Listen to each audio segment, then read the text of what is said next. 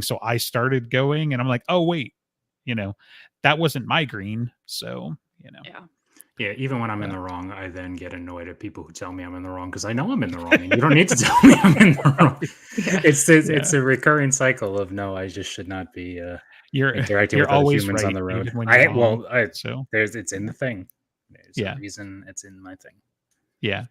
Well, and it's funny too, like the whole like not interacting with other drivers, because that was I had one of those instances. I was driving home from work and I was like, that was when I realized that we shouldn't have superpowers. Because that I'm generally like peaceful and empathetic and, other things like that. But man, I was so annoyed at this guy who cut me off or something like that. I tried to like Palpatine Force lightning his car. And I was like, right. Yeah. Like I'm one of the good ones, quote unquote. So, no, I'm always like, why can't I just do these things? And then immediately when I'm in a car, my first thought is not even the simple thing. Like I could just blip them out of my way and or I could maybe phase through them and go. No, my immediate thing when I'm stuck in traffic is why don't I have a Death Star laser that I'm blowing through all these people? Right. Yeah. It couldn't be stasis or any of the harmless superpowers. No, it's immediately the violent one. Yeah. But as long as I'm not in a car, I should be okay. That that could but be. But you're in New York. Nobody drives in New York, right? No, that'll be the trade-off. That'll be my weakness. My superpowers will turn off if I'm in a car. But ideally, I will have the ability to get around that by just teleporting everywhere if I want to. Right. Okay. So when you get the genie, you know how to phrase your superpower. Well, no. I'm not giving myself a limit. If I get the genie, I'm not giving myself a limitation. Right. That would no. This is just like if it comes from on high and he's looking down. It's like, oh well, he came up with this nifty solution. Maybe we can give him superpowers now.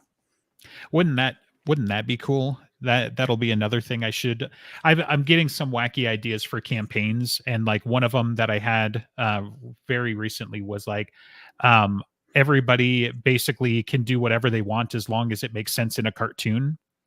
So I want to do like a cartoon logic. No, like I assume like Looney Tunes and things like that. Okay. Right. Yeah. So sorry. Watched an anime for all I was going to say for all of the weebs. You. For all of the weebs, I'm thinking like The Mask, right? Or something along. I was going to say the millions of weebs that watch us just cried out in terror at the director's comment about. Like, hold on, no. I need to make sure that Justin is being specific. I can tell the difference between cartoon and anime. So anyway, before I lose it, anime. like I was going to say the thing he's got on his shirt is closer to a cartoon than an anime. Yeah. Okay.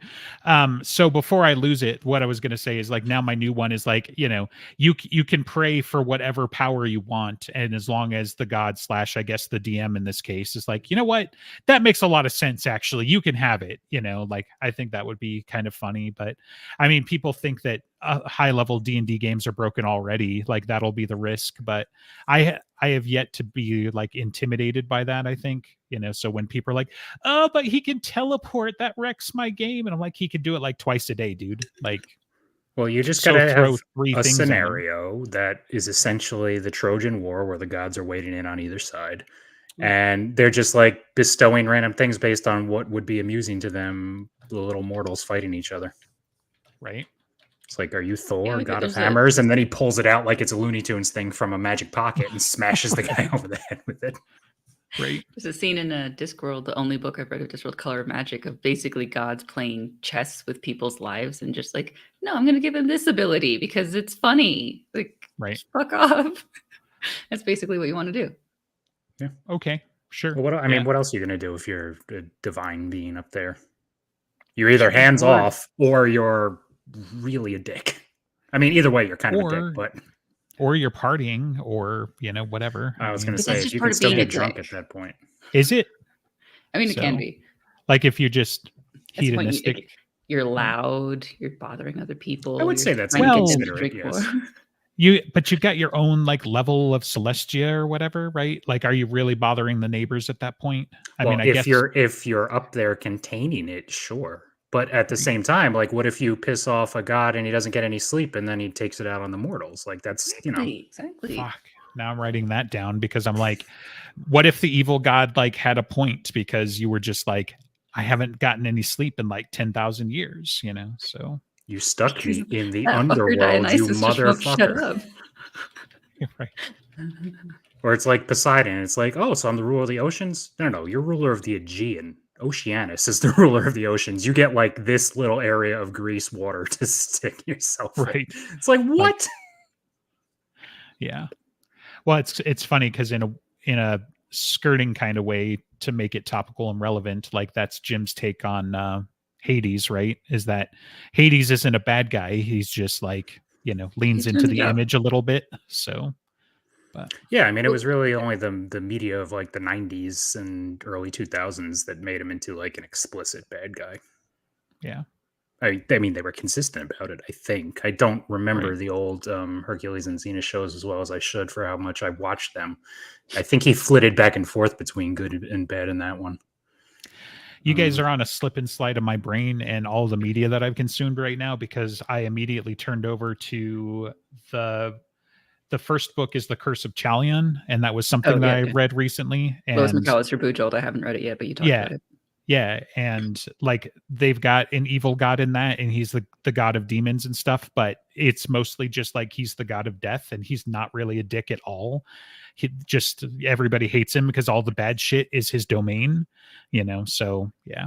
Well, yeah, that's like why, Death and the Grim Reaper is always, it defaults to being like the bad thing because you're fighting against it, and most of it's just like, no, he's just kind of tapping you when your time comes. Right. I do like recasting him as a guide, rather than, he's not killing you per se, he's shepherding you or something along those lines, A psychopomp is what that archetype is called, of like taking you to the afterlife, like the one that showed up for Fort Hill, of like, if it is his time, he will be protected on his way. That's a psychopomp. Yeah. That angel was fucking badass. Like, so that, just complete, like barely restrained violence, type of thing. And just be like, I would dare mouthy to the wrong person again.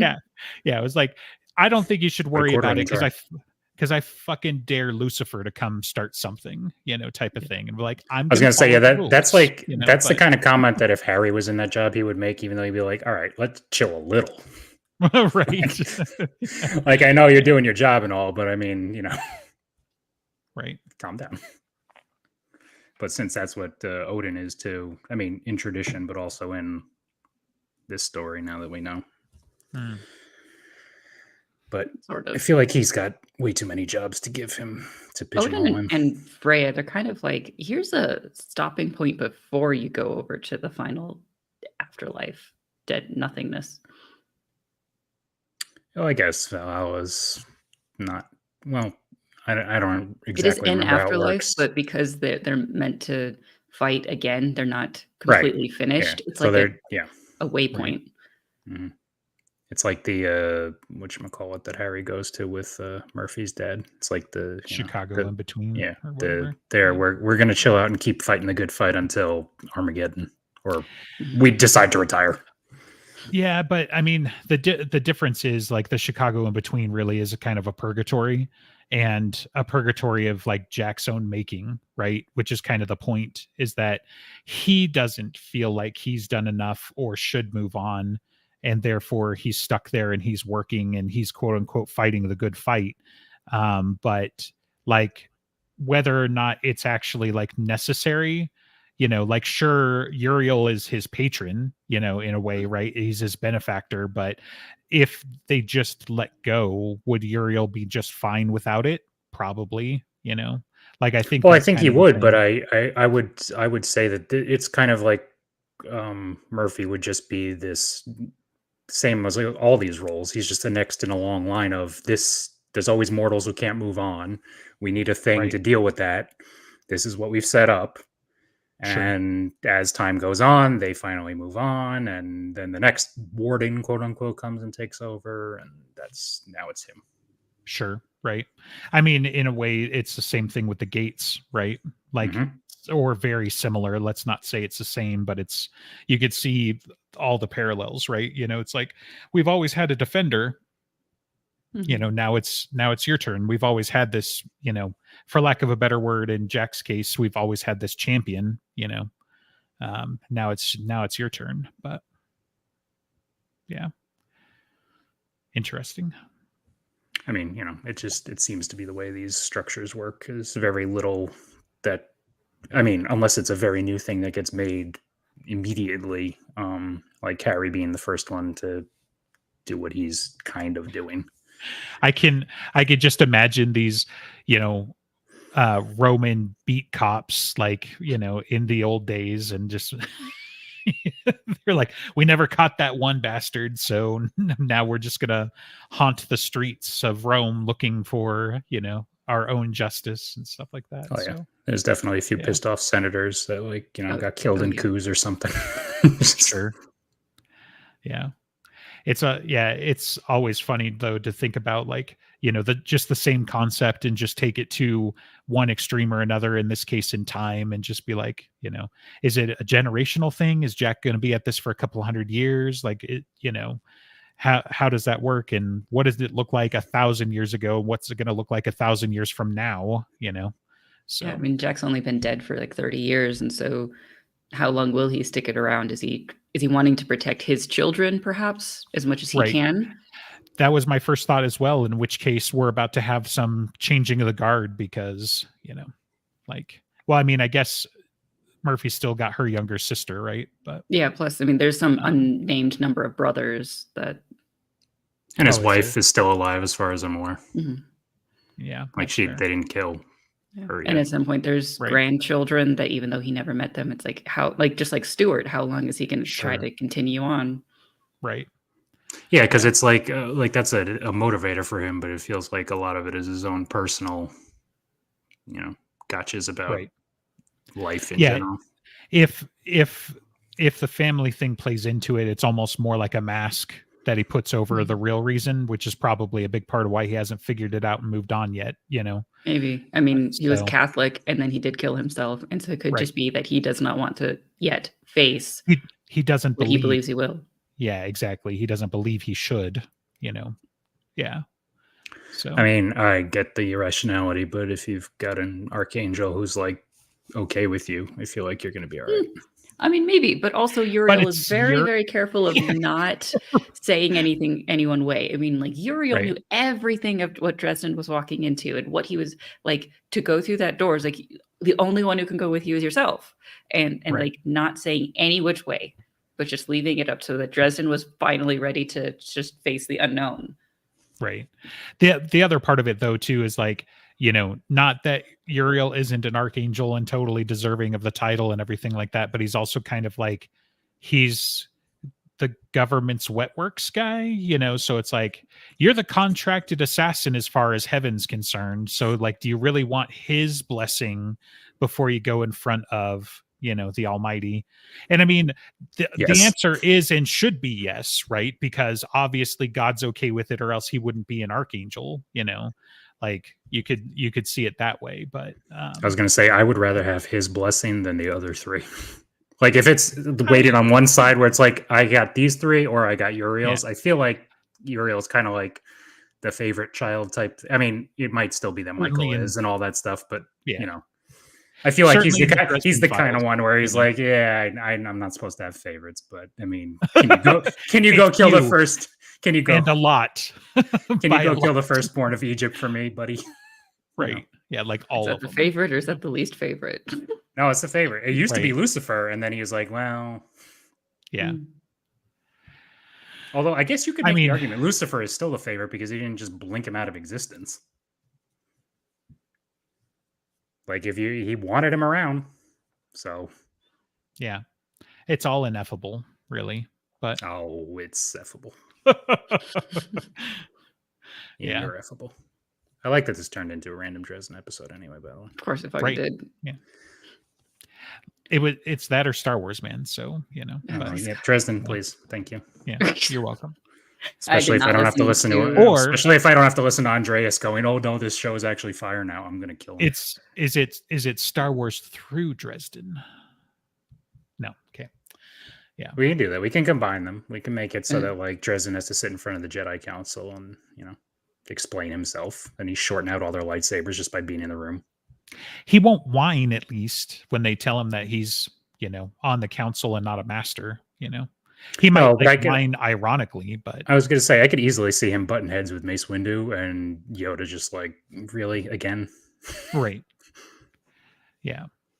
Actually, Yoda will probably allow it and slightly take glee in it, just because it's like, Mace Windu thinks he's found inner peace, and it just tickles Yoda to just be like, somebody's lying to himself, So yeah, definitely. Yeah. I sense much darkness in you, Mr. Windu. So that's funny. I think it's still the only book that was ever really written with like Yoda as the central character. Was one of the Clone Wars books, where it's very heavy on him, so you get more of his mentality and stuff. And it's like, that act, quote unquote, that he puts on in Dagobah, it's like, no, that's not just an act. Like, he is perfectly happy to be that guy. He just happens to be a 900-year-old force master who has to run the greatest power, quote unquote, in the galaxy. Right. And I think I forget what the quote exactly is, but he's talking to a Padawan. He's like, tell you a secret, I will. Master of the Order, am I? Won this in a raffle, you think? It's like, right. No, you got to understand. Bottle caps, did I? And then when he's fighting Dooku later, and because Dooku's trying to do the thing where Yoda's trying to get him back to the light side, and Dooku's like, well, why don't you come over to the dark side? And Yoda just gives him a really quick glimpse. Like, he just steps back into the shadows and lets a little bit of his feelings out. And Dooku's like, oh, I fucked up. This guy would annihilate Sidious if he went dark side. Right. Yeah. So things like that I always enjoyed. Right. That it sounds like a fun book, actually. Is that a more recent book? No. That was way back in the day. It's called Dark Rendezvous. Dark Rendezvous. Okay. Yeah. Well, it's going on the list then. But yeah, there's a Mace Windu book too, Shatterpoint. Those were two of my favorites from back then. Because again, it's another one where it deals with like why he is as he is, what his values are, how he feels, why his like the sword style he created is what channels his dark side. All these different views of how you're dealing with. It's not just simple repression of we got to get rid of this. It's like, no, I understand. I got darkness in me. Now how am I using it? Right. Yeah. Sounds like he intended to go a little bit more gray Jedi, but they weren't allowing for that. His thing was, he has a little more of him, like he enjoys the fight. He's the kind of guy like Anakin. He'll get lost in a fight if he can. So how does he channel that? Well, he creates a sword style that allows him to use that and sort of reflect it back on a person, which is why he's able to fight someone like Sidious, who even though he's holding back, he can withstand it because he's sort of creating this connection between them. So interesting. Anyway, these are the old books that don't count anymore. So fuck them. Oh, are they? They're old. Oh yeah, no, these old. These are the canon that doesn't exist. The old stories to draw from. Legends. The official term is legends, guys. Yeah, the official term is fuck you. Stop pilfering from it and ruining it. Right. Yeah. Right. Like, I can't wait for that to show up in like one of the Dave Filoni animated, Clone Wars things, and then just like him completely miss the point of it. So here he has. Anyway. So I was gonna say, so can we talk about that's not Dresden or Star Wars? My back hurts. Exactly. Huh? Yeah. Everything hurts. You are past 30 now, so I am still 30. Thank you very much. I was gonna say, so really much like 12:01 is past midnight. I'm not saying like you're an old maid. Oh no, you are at a point of 30. No, you are in the eclipse of your life. It's all over now. Yeah. So it is funny to think about, like when when I was a kid and people complain about their knees hurt, their back hurts. It's like, how can it hurt? It's like just like, I don't know, sit for a while and then it goes away, right? No, it doesn't. Really. Yeah. Yeah. So it kind of does in your early 30s sometimes and your late 20s if, you have some of that. But then eventually it stops. And like, to me, like the aches and pains right now is whatever. It's the long-term recovery where you're like, man, yes, just a couple of years ago, I could do this and like bounce back the next day or maybe 2 days or whatever, depending on how much I drank or whatever. And now it's like, I don't want to do that for like a month and then I'll forget how bad it was and then, whatever. Oh yeah, no, I went to the Yankee game on Tuesday. I was supposed to go no, it doesn't matter with who. Anyway, I went with a friend and, we've done this a bunch of times before, but I didn't feel like driving to the Bronx like I usually do. So I took the train because the train closest to me here has a line that runs straight through to it. It's like, okay, fine, perfect. I can do that. No problem. I've done it before. But it's the express train. So by the time the game was over, it's not running anymore, which I knew deep down was going to be the case, but there was no signage when I went down into it. So I was like, all right, whatever. Then there's throngs of crowd and this, that, and the other thing. Someone says, no, it's not running. So I have to run back upstairs, outside, and then up to the trellis to be on the 4 line, which is the express line, which is now 2 trains back. And there's a wave of people on the platform. So it's like 3 trains go by before I get on. This, that, and the other thing. I don't get home till midnight. I was like, I am never doing this again. Ever. Right. Absolutely never. Yeah. Moving a bunch of heavy shit from the 4th floor of a building down to a truck and then up to another. We're kind of sort of on the 2nd floor now, but it's holy shit, was that hard. And we had to do that multiple days in a row with like no real rest, and the long recovery time is taking so much longer than we're used to. It's like, okay, I've eaten like half a goat of like just meat and protein and I've slept as much as possible. I'm still cannot move. I cannot recover. It's terrible. Why didn't you eat the whole goat? Right. Are you on like some kind of okay. Are you on some kind of mutton diet, or is that just like the local fauna in your area? No, it's just the Indian food. That's all they had was goat and lamb. Okay. I went with kebabs of like, I just like, all I want is like meat and some other stuff. And so like, okay, just a skewer kebab of meat. Like that's what we had. It makes more sense that we're measuring things in goats, because I was like, that's a rather specific, measuring.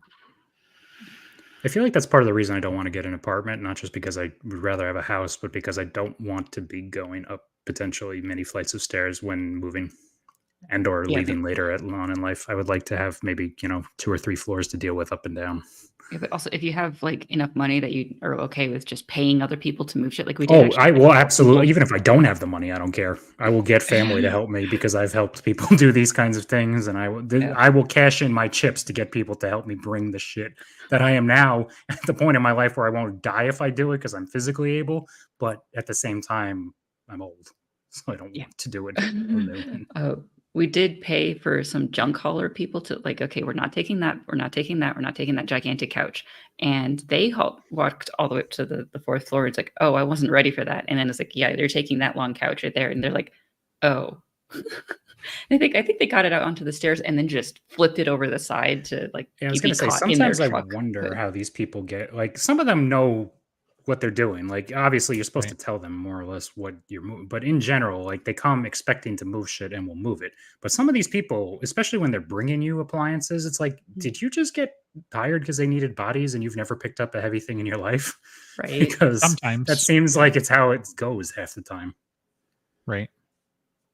And especially if they have to put it together. I mean, my God, they put a gazebo together in the backyard there a couple of weeks ago, and these guys took 2 days to do it. I was like, and they're coming in and out through my apartment because this is the downstairs.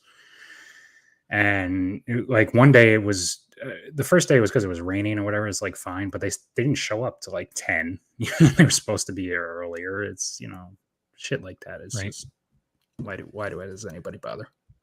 Yeah. It's a job. They didn't put it together with love like you would have. So, fuck, I would have put it together with much hate.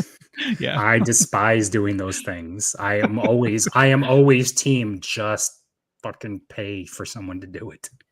Yes, but they don't have to live with it. So if they do shoddy craftsmanship, then they just get to go away. But you want it to be better for your life when you have to live with this thing. So, which is why I'm fine if you want to stand there and supervise them the whole time, but don't make me do it.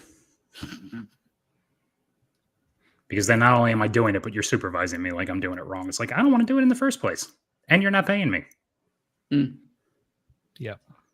No, I draw hard boundaries about stuff like that. It's like you can either help out or you can go away. Like I don't. Well, I mean, to be fair, that is the boundary my father draws, and generally speaking, the reason it's help is because live here and under auspices of not having to pay an actual mortgage, for instance. Sure, there are certain leeways one must make for that lifestyle, which includes stuff. Helping, being helpful. Right. But what are you going to do? Complain about it, clearly. Yes. Right. Obviously. Definitely not move out. No. So we're not there yet. No. Yeah. Well, listen, let's talk when inflation comes down again, which is not looking like it's going to happen anytime soon. Still. Yeah. Maybe for Christmas. Good luck. Fuck that. By then I'll have bills for having bought everybody shit because everyone wants gifts. I'm the only one that doesn't ask for anything specific because I don't even know what to ask for anymore. Right. Hey, most of the time throughout the year, I've bought what I wanted. So by the time the holidays roll around, it's like, well, what do you want? Cash. Right. Yeah. I mean, my thing is like shit like this is cool. I love me, my Jedi Starfighters and my camera blurring it out and everything like that. So it's good video. But, like I could literally have all of it. And then I would need like a city block just to store the shit. Right. That too. So it's never enough. And it's never going to be useful or anything other than it's now my fidget toys, at my desk and whatever. But outside of that, it's ever since I've been an adult, it's like, oh, it'd be really cool to have tools. And that could be anywhere from like real tools to like, IT stuff. And that exceeds most people's Christmas budgets for stuff. So that's why I don't ask. They're like, well, what do you really want for Christmas? Like I want a mini computer right now. I want a server. I want to, set up a bunch of cool shit that will make my life easier. I want to automate the lights in my house so I can tell it to go to red alert. Like that's what I want, but I can't just tell you that because you're 80 and you don't even understand half of the words that I just said, except that I made a Star Trek reference. So, that's why I don't ask for, like what I want for Christmas, but you just have a list. They have some estimated dollar amounts. They give the dollar amounts. Maybe Amber knows enough to be able to just go get you the stuff and the things that you actually do want, and she knows about it, and she can have the red alert lights everywhere. Yeah, ish. I haven't even expressed this dream to her. Like maybe half in a joke or something like that. But like I think I've mentioned that I'd like to look at automating features of the house or whatever. But this has been a dream going on like a decade now, probably. So it's just like if I said it, I don't think she'd be surprised. But it's not like she's thinking, oh yeah, we could do that thing. Yeah, and she likes to get me your brother on the same page of like, if you say that, he'd be like, yeah, we've been planning this for years, right? I could probably convince him, but yeah, I don't think I've mentioned it to him either, but yeah. See, what you really want is the Enterprise anyway, so just save up for that. Well, yeah, if only, but yeah, like chipping away at stuff like that, like to the point where because we've got Google Fiber, we had to get the Google Home app to run it and stuff like that. So I was looking at like, okay, I should look at the capabilities of Google Home. And then it's like, did you know that there are Wi-Fi enabled coffee pots and stuff like that? And I was like, yeah, I mean, that's really cool, but I don't know if it's like $100 cool, like, it's $0 cool. I'm sorry. I would like my appliances to work even if I don't have Wi-Fi for whatever stupid reason going on at the moment. Well, I mean, I'm sure they do, but like the idea, like some of the stuff, that they were talking about using them for was like you set your morning routine, and the guy was like 30 minutes before I wake up, before my alarm goes off, it's brewing me coffee. But there are timed coffee pots that do that anyway. If your alarm goes off at 6:30, sure. But that's part of why I'm like, it's not really worth $100 to me, or more anything. Not to mention the fact that it's like, while it's cool that it basically pushed a button for me, that's not most of the labor, right? I've outsourced like the easiest thing that I get up and I don't want coffee for a couple hours anyway. And then I'm like, oh, I'm about to have my first meeting. It's probably time to go brew a cup, And so that's why I'm like, if you want to wow me, if you want to get the money, then, get the whole supply chain involved, right? Like, you know, if it's got, you know, a connection to water, or it's got a reservoir of water that you can fill up like once a week, or it grinds the beans or something, but that shit's going to cost you the premiums, right? But yeah, like if I still got to load it before I go to bed, and, you know, like you're setting the trap more or less, right? It's like you got to get it all refined and everything's just good, and then 30 minutes before you wake up, the robot goes dink, and I'm like, why bother? Like, what's the point? I have kids for that. I can tell them to go flip it. Yeah. Haven't gotten to that point, but a few years ago, I remember a couple of stories coming out because Google actually was down for all of like, I don't know, maybe up to an hour, but people couldn't turn on their lights or open their doors because everything was locked with Google Home. It's like, I understand that maybe you want the conveniences, but you have got to have some form of fail-safe. That means you can still get into your house and turn on your lights if you don't have Wi-Fi. Right. And that's, I mean, it's 100% correct. And the other part of it too is like, I'm talking about Google Home because, you know, we kind of had to dip our toe into that ecosystem anyway.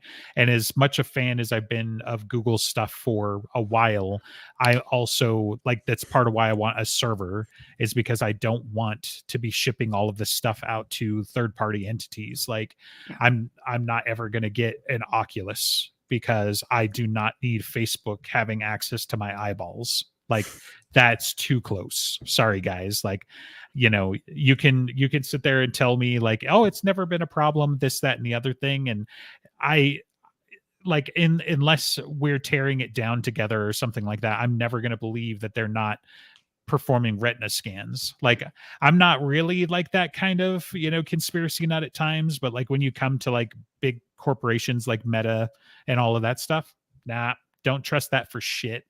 Like I've read too many Terminator books, seen too many of the movies for me to just be like, oh yeah, let's just totally, like, you guys can have all of this information because it makes my life this much more convenient because my coffee machine pushes go for me. So therefore you can have access to all of my biometric data. Like, nope. Makes sense. No thanks. Yeah. So you just need to get the retina scanner on your coffee pot. That way only you can have your decaf Dunkin' blend. Yeah, I was going to say, like, that's not how they'll sell it to you. They'll sell it to you like, you know, it's biometrically locked to your profile so that it knows exactly what coffee you want when you go, you know, scan your eyeballs or whatever. So, like, but what if I woke up tomorrow wanting some hazelnut? It knows. Right. Now that would be interesting. I would read an article about that or whatever. I don't think I'd buy the thing, but I do on occasion enjoy a hazelnut coffee. And so, like, if it could tell, you know, from how much red is in my eyeballs this morning, oh, you're way hungover. No. We need to adjust the blend, you know. Or what it is you have the eyeball scanner like on the Ring doorbell, right? So that's what lets you into your house. Yeah. And also based on how red or stressed you look, it knows to either pop the wine and beer versus knowing to start the shower versus knowing to, you know, turn the stove on and reheat your food. Yeah. No, you look at the retinal scanner and be like, oh, you're about to get yelled at. I have ordered a dozen roses. They will be here in 39 minutes, you know? So that, you know, because that's where we're just about at, you know? We have the technology today for stuff like that, but yeah. Trying to remember what was the thing. A buddy and I had that conversation where, you know, there was some piece of technology, some issue. And I was like, why is this not automated? Or why is this not a better process? And, you know, we were talking about, it's like, we totally have the technology today, but it's just not like, it's not what we would prioritize as a society, or, you know, it would cost them a bunch of money to do, but I can't remember what it was now. I think it was along the same lines. Like we were going to a show or a movie or something, or to like a concert, and it's like you download the tickets, but you still have to open it with the app or something like that. And it's like, well, what if you don't have the app or access to the internet?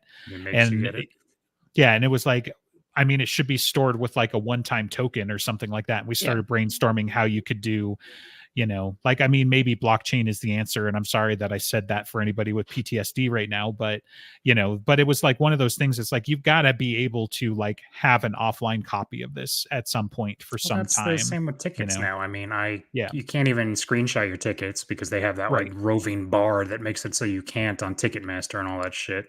Right. Which I just, again, because of the game. So it's like, it wants to open this app and then it's like, connect to your MLB wallet. It's like, I use this thing maybe once a year. Really? I already don't like having to deal with Ticketmaster. Now you want to connect it to this other app I don't want to have. Right. Yeah. So yeah, all of that stuff. And it's like, I kind of get why they do it, but not enough energy has been spent on making it entirely convenient either. And so, yeah.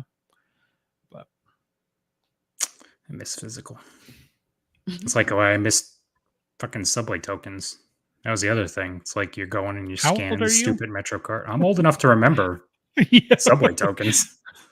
He's also a New Yorker. I've never been on a subway, therefore I have no idea what you're talking about. Well, now they have the Metro card, which is just your little flaccid little swipey card with the preset amount of money on it that you swipe, and that's how you get in through the turnstile. It used to be, once upon a time, you had a slightly smaller than a quarter like coin, and you stuck it in, and you went. And it was very easy because you just stuck it with where your change was. Now, you got to swipe the card, and half the time you're bending it so it doesn't register, and this, that, and the other thing, and people behind you are pissed, and they rightly should be pissed because nobody wants to be using this thing. This is also why I don't take the subway. Yeah. I would rather drive, even though I wouldn't rather drive. Sure. I dislike driving, but I dislike everything else way, way worse. Yeah, I think I'm at that stage in general. Like, I really don't like the idea of getting in the car, except that one, I'm very good at it, and two, every other option's terrible. Yeah. So this has become a podcast of old people. What do you mean become? Sorry. The second you turn 30, we all got our AARP cards. Right. Yeah. I was like, because we've been doing this since we were young, and guess what? We're not anymore. Like, I was 20 when we started. It was 10 years ago. Right. Oh, which means that I wasn't 30 when we started. That's how long it's been. So, yeah. I think Ben's the only one that came in being a really old person just based on his media diet. Well, yeah. Artificially aged. No, yeah, he was. Yeah, it was like he was raised by old people, so like he would almost be a hipster if he did it for the right reasons, but he doesn't do it because it's obscure and cool and just whatever. He does it because like genuine. Yeah, I was gonna say he's even got the beard and the correct state for being that type of, and still he's failed on all accounts. Right. Ooh. Yeah, but I gotta say, like, physical. Wow, and you're still with us. I appreciate that so much. Like, I mean, sure, it hurts, right about here. There's some pain, but also there's silver lining and there's joy and love in there, and it's complicated. Listen, it was growing pains. You've since upgraded. You're welcome. Right. Yeah. Yeah, Ben's physical age, he's easily in our ballpark, because anybody who has got a Taco Bell box in the background for like half of a decade, then oh my god, I forgot about that. Yeah. How? That's like it doesn't even exist anymore, and it's like the other Alex, like it's just ubiquitous. So just had that Taco Bell. I think he was using it as like a pencil box for years, but this was years ago. Don't put it on. Don't do it. That can't be removed from the internet, so I can't even say it out loud. But not with that attitude, right? Yeah, good question. Where is Andreas? Right. Notice how even though Andreas isn't here, other Andreas also isn't here, right? So right, I would say it's suspicious, except I already told you it was him. I'm just lining that up for you. So yeah. Like, what are the odds of that? I mean, you never see Odin and Rashid in the same room at the same time. Come on. Right. Because then that would be a cool factor that would break the right. The metaphysical weight of their awesomeness would just exactly. It's the same reason Harry can be in a room with anyone at the same time, because he brings down that factor. Actually, that would be the only way they could be in the same room at the same time, is if Harry's there to bring the coolness factor down. Just to make really dumb jokes. Am I get tired of him? Am I manufacturing my own memories here, or yes. Rashid is not present in Battlegrounds, right? Nope, he's at the gates. I was going to say we get an excuse that the gates were attacked at the same time, so that's where he was. That's where Leah was. That's I believe Jim has made that comment where it's like anyone you really didn't see turn up was over there. Interesting. That makes me want to go do like a who's who of like who are we missing and whatnot. Well, my namesake isn't there, and right, sure. Like that. Well, any of the Fae that I feel like that's a given, except for Mab, right? Because that's interesting too, because the queens are present, and you would think that Mab would defend the gates, if they were under attack. So, well, I mean, that's the whole point of Leah, right? Is they can switch in and out. It's like 1 in 1A. Sure. I mean, she's obviously not as powerful, but that's kind of what her job is. And Titan in the real world might actually trump that. But also, Mab was explicitly the one that was attacked when the war was declared, and so she had to answer. She cannot run away for that just because the gates are being attacked. If she were to do that, she loses her power. I mean, except for it's also reality, so, and technically the multiverse in a way, right? So, but the other thought too is like, I'm here, casting aspersions on Rashid, but if there is an alibi to be had, the Fae are a pretty good one because they literally can't lie unless they've been infected, and he also can suss that out. So maybe that's convenient. Maybe Rashid isn't infected and they're all infected, and they're covering for each other. I was going to say, he is the leader of the Black Council. Who is better to infect than the gatekeeper who can let people in? Right. Mm-hmm. And that's book 20. So at my job, I really act as a gatekeeper for certain things of like just paperwork, boring shit, whatever. It doesn't matter. But I keep wanting to say, like, I am the gatekeeper, and I want someone to get that I'm talking about Rashid and not making a Ghostbusters reference. And no one else is going to get it. And it's just like, no, I want like big, tall wizard staff and a false eye. Just come on. Like, I feel like you're bribable. Like, I feel like we could infect you in this scenario. I'm actually not bribable. People have tried, and then they got really pissed off when I didn't change anything. Yeah, but was the amount enough? Right. Well, definitely not. They did. Everyone's got a price. Yeah, but they didn't apply. So some people try to give me donuts and just like, I'm sorry, you cannot bribe me with calories. Right. And another person like, oh, they gave me like $100 or something, but that's because he fucked up and he caused me a hell of a lot of problems. And it was a kind of like a I'm sorry thing. It's like, oh, that's nice, but like, you don't get to make that fuck up again. Right. And he was pissed off. I feel like you can get that point across and still take the $100. Oh, I did. But like, I took the money. But I did not change my behavior. But not the donuts. She's not an idiot. She took the money and bought donuts. Yeah. So right. It doesn't matter. I mean, Coke Zero, right? Why did they not ply you with Coke Zero? So it still wouldn't change. If like, no, you still have to do this paperwork, but there's do correct things, but they get mad at that. There are subtleties, so you can play the long game. Yeah, just bring one Coke Zero a day, and then at that time when you fuck up, it's like, oh, but I don't want to lose my Coke Zero connection, so I'm not going to yell at you in the front of everyone, but we're going to have a sternly worded email. Oh, the email's worse. Because then it's written No, it's not. The email goes in that you delete immediately. No, you copy the bosses, and then you say all the polite things of like, we discussed this. Right. As per our last conversation. Exactly. Yeah, and you're getting the as per, the as per is like the nuclear button of emails. No. If I'm just yelling in the office, I'm just yelling or something, like that, there's less that's going to be done about it. But if I'm writing an email, I'm like, actually, like, this is going to be pen to paper. How dare you make me expend effort? Yeah. Well, it's permanent record, right? In a way. So, and like actually, you should make a copy, like on a scroll with ink and quill and like a wax seal, so that it goes into the physical records too. Because one day the cloud might go down, and then who knows? Per your last scroll, though, unbroken. Yeah. So the real thing here is that as she writes the email, she says, "So let it be written, so let it be done," and then it's sealed with magic at that point. So, or you just need to go into one of those old buildings that has the that tube system where they used to like shoot letters up to each other. And that way you can go as above, so below, where the server rooms are. And then you have both covered. There you go. See, we're just solving the workplace issues. One problem made up at a time. Yeah.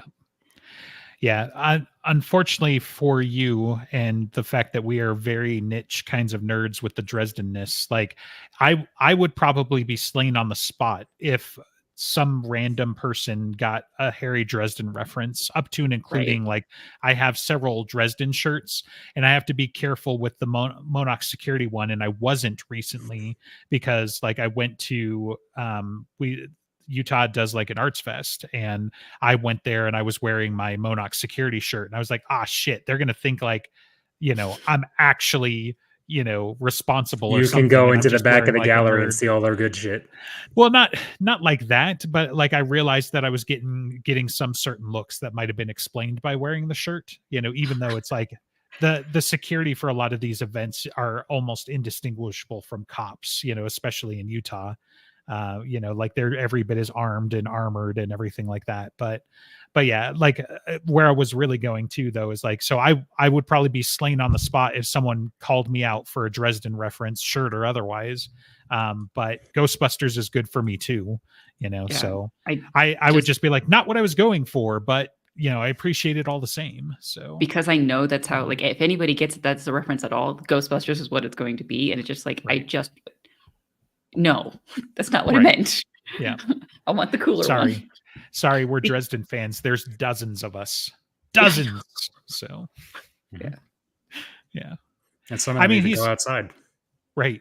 He's got a decent following, but like the likelihood that you're just gonna like bump into, like 95% of the people that I know that know the Dresden Files is because I got them on it, So like there were a few that were fans before me and they applied pressure to me, right? So credit where it's due. Like I'm the latecomer, but I also spawned like a whole new generation of fans too, in a way.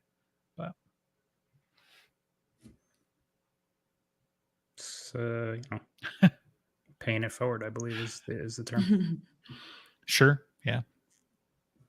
Or, getting people into a lifelong obsession in which they hate you and love you at the same time. Whatever. Yeah. I mean, details for Misery Loves Company, I think, so I very much disagree with that assessment. The last thing I need when I'm miserable is company. The last thing I need when I'm happy is company. When I'm miserable, forget it. I don't think they mean when you're miserable, invite people over for tea and cupcakes. No, they mean you want to make other people miserable. Yes, exactly. I mean, when you're miserable, does it make you happy to see other people happy? I mean, or do you want them to suffer just as much? Neither. It makes me happy to not see people, period, in any state of being whatsoever. In fact, my misery in my loves nothing, loves no people, loves non-existence. That's what I love. Misery loves ennui. No, because that's like sad, like tinged sadness, right? Yeah. Isn't it like sad boredom? Like ennui is specifically is kind of like the melancholic version. I'm pretty sure. I guess so. It's kind of like it's boredom and also like the frustration of being bored.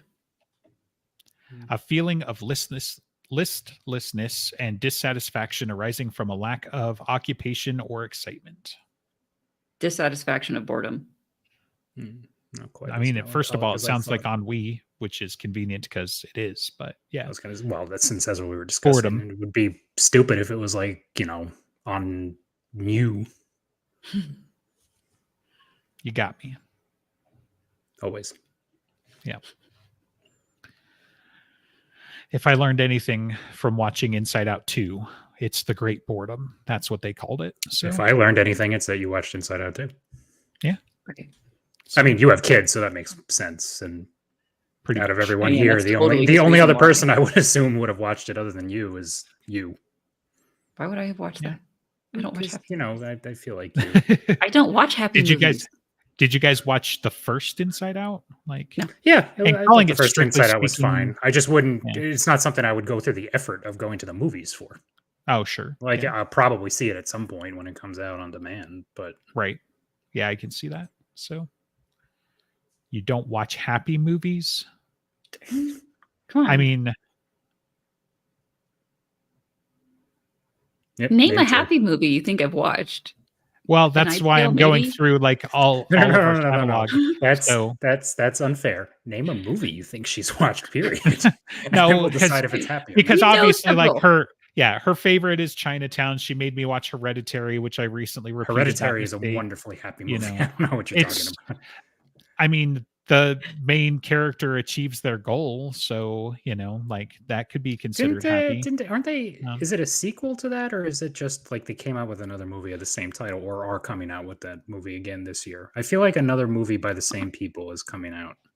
Yeah, that dude makes movies all the time. What are you talking about? Right. No, but I mean specifically as in like either that as a prequel or a sequel to that movie. I have no idea. I thought that was I'm gonna look what it I up. Saw. But I could be wrong. Stupid movie database gets its full page ads. What are you doing? Oh my God. Are we in a new chapter of the internet being terrible? Like, sounds like let's see. Yeah, because apparently now there are just like quarter page like ad that just pops up for like 10 seconds that you can't just close out. You just got to wait that out. And I'm like, okay, well, I'm just like not going to browse the internet anymore, but time to up the ad block. Yeah, well, and that's part of why I want a server. So that might. I was going to say YouTube has upped the ads to the point where it still takes like that 10 seconds just for the ad block to get through the ads. I might as well just watch the ad, but at the same time, it's like 17 ads. So I'm still taking the ad block. It's also the principle of it, and we say this while we're streaming a thing on YouTube. I was going to say, did you get the notification that says now's a good time for an ad break yet? What the hell? Don't know. So I don't know.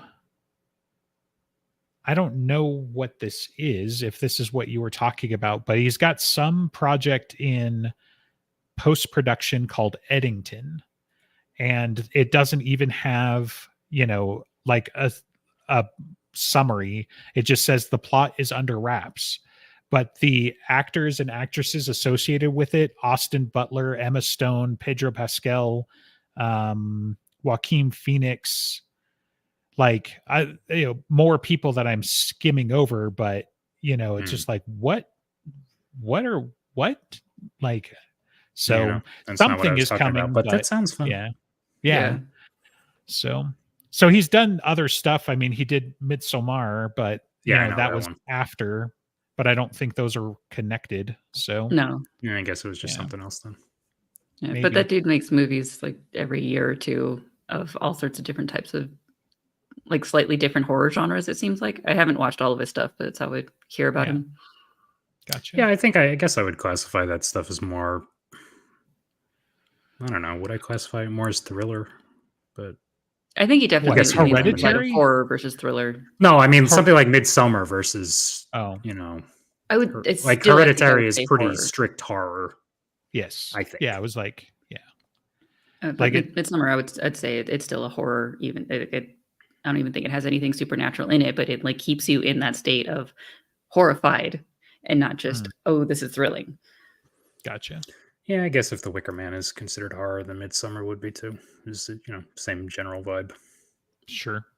Also, horror as a genre or a descriptor or a category is just kind of really fucked to try to think about because. Well, that's what I'm saying. It's like you've got all these little, like technically Scream is horror, but like to me that's just funny.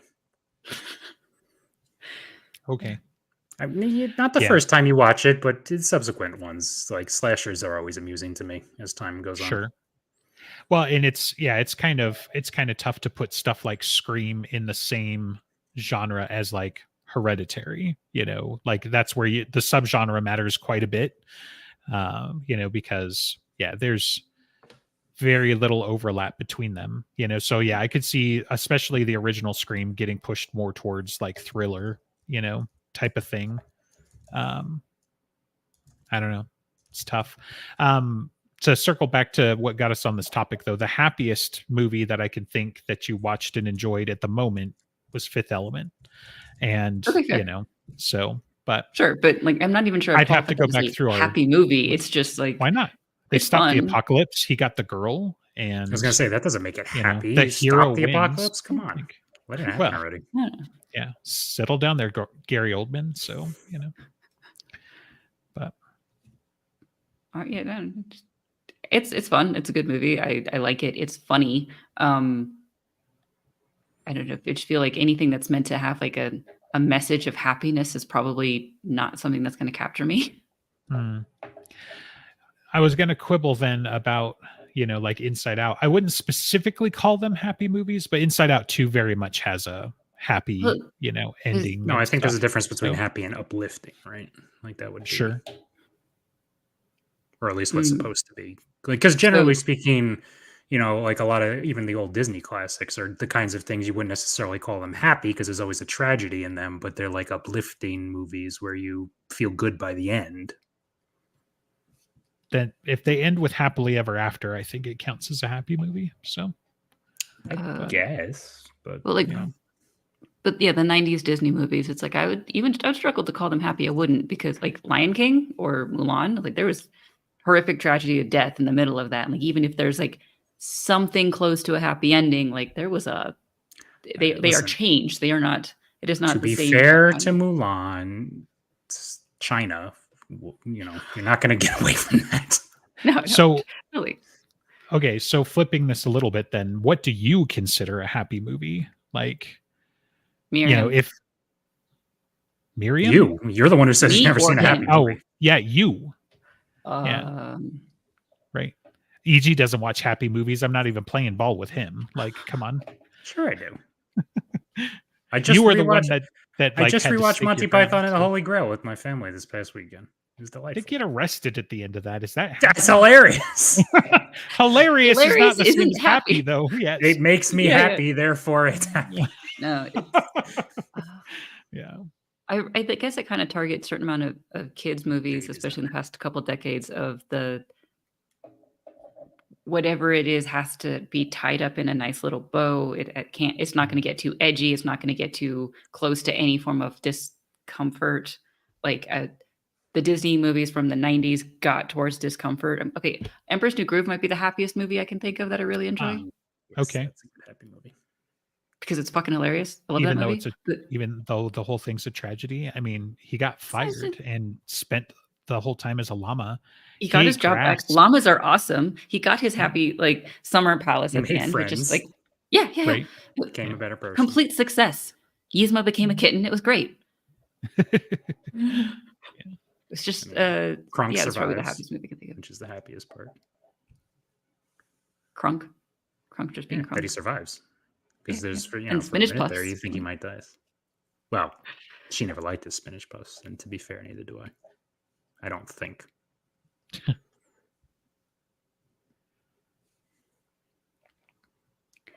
I get bored when any form of story kind of backs away from going as far as they should, like pulling punches or not getting to like a kind of edginess in some direction that like they're just kind of glancing at and then they back away from. And like, of course, forms of movies that do that for children because they have to be more padded in that way. Like, so I just get bored. So the idea of watching Inside Out, just like, I think I'm good. I'm going to go watch something.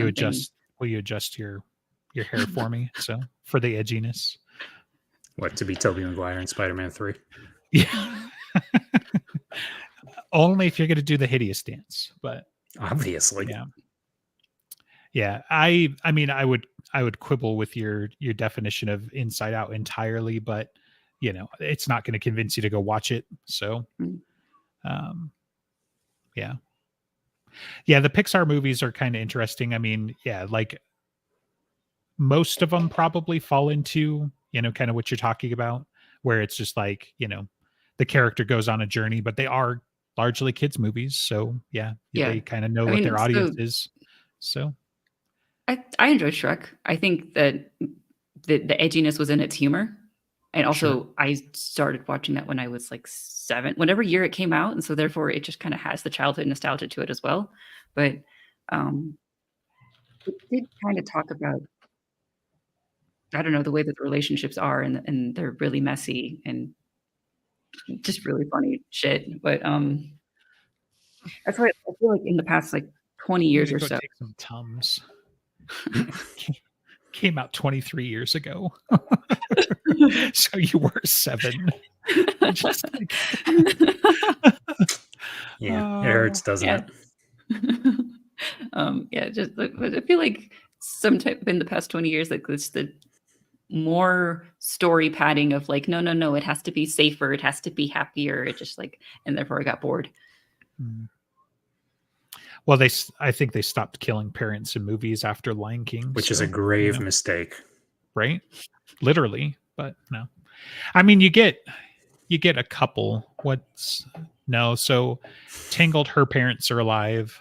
What's the one I'm thinking? Frozen, where their parents kind of die off screen.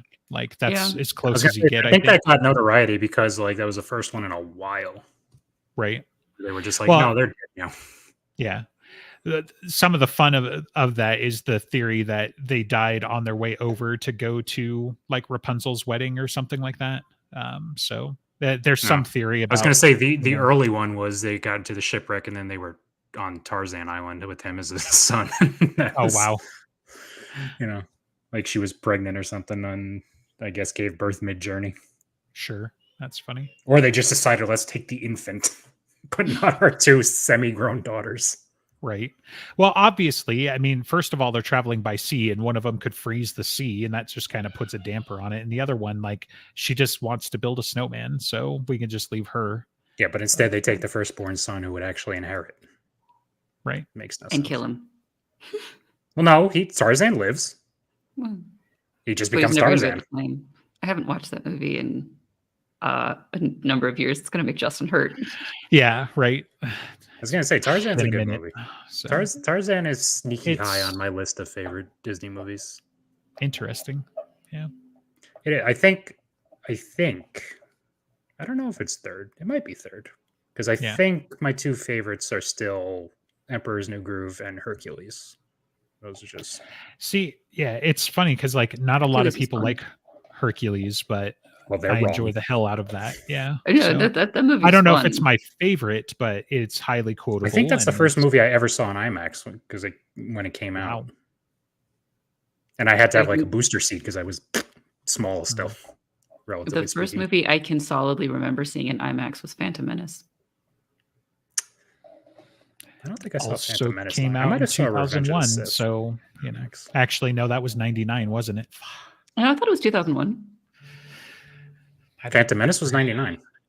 Was it? Yeah. I was like,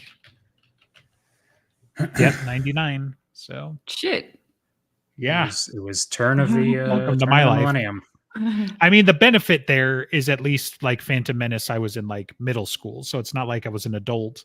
I wasn't an adult technically when Shrek came out. It just still hurts. So, like, Phantom Menace was just in the theaters again for the anniversary, so I went to go see it because fuck it, why not? It's not like it's my favorite Star Wars movie, but seeing it in theaters again is fun. Yeah. And it was the extended one too, where you get to see Anakin flipping around in the stupid, like the extended pod race scene. I was like, well, I didn't need this, but thanks. Thanks for giving me my money's worth. Yeah. All right, we did it. And we ended on Star Wars. Good for us. Again. Yeah. You're welcome. In accordance I did with it this time. As the bylaws said. Everything has gone exactly as I started with Dresden and we ended with Star Wars. Time is a flat circle. All according to Keikaku. So who does the thing now that you do, apparently. I do? You brought it up. You. Oh, that's how it goes? Whoever smelt it, dealt it? Yes, exactly. Okay. Give us money so that EG can insult you on Discord. The end. I was going to say I couldn't have said it better myself. Right? This has been an episode of one of our podcasts. I don't technically know which one based on our topic today. But we have Patreon, we have Discord, we have other things that I don't run or know about, but I know they're there. So if you come on, you can talk to us. We might even respond. I will respond probably, especially if you say something stupid. So yeah, do that. Money's always helpful. Keep watching us because otherwise we're just talking to ourselves and that's embarrassing. And we will see you next week, maybe, probably.